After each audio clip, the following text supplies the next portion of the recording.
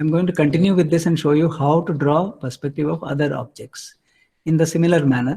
So let us see if supposing next to this you were to draw another cube. This is the method. See, this construction lines are compulsory. Drawing this, joining this to the MPR or MPL, whatever the case may be, and continuing to draw like this. So now the next cube on the left will look like this.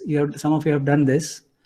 But how to, supposing you want to create another object, not a cube, maybe slice the cube diagonally, maybe half of it. So very simple, you draw the cube and then how to slice it diagonally, see like this. You cut in that elevation halfway and then cut in the other backside, and then this becomes a sliced cube, perspective of a sliced cube. So now you can see how different shapes can be created. Parts of the cube, sliced cubes, all these things can be created very easily. So you must experiment with combined objects like this. So here is one example.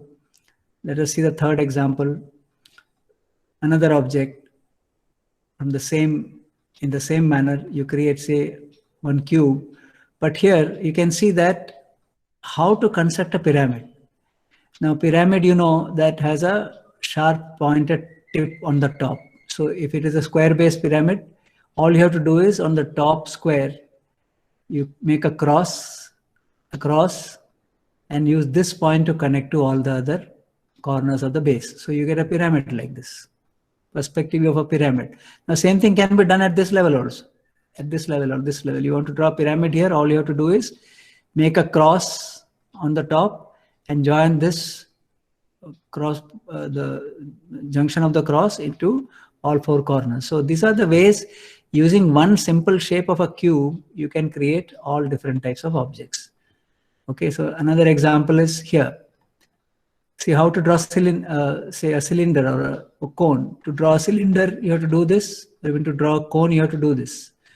The bottom will be, you connect all four corners, all the center, and you can connect this freehand. Making this circle can be done freehand like this. And if you do the same thing on top, the central point you connect and you get a cone, perspective view of a cone from bottom, perspective view of a cone from the bottom. See how to draw a cylinder. You construct at the bottom a circle and the top of this a circle and join the edges like this. It becomes a cylinder. So this is a simple method. Yeah, so there are 3 stages of constructing a different shape. Cube you have already learned, or a cuboid you have already learned how to draw one point perspective.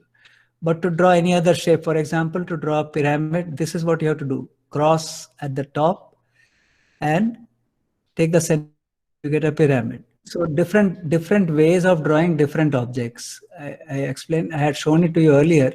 So you have a cube, you can slice a cube, you can draw a cylinder, you can draw a pyramid, you can draw a cone as if they are part of a cube or a cuboid. So all you have to do is project it the way you projected earlier at any place. Like it can be at ground level, it can be at the horizon level, eye level, or it can be above the eye level. So you can draw in so many different ways, different objects.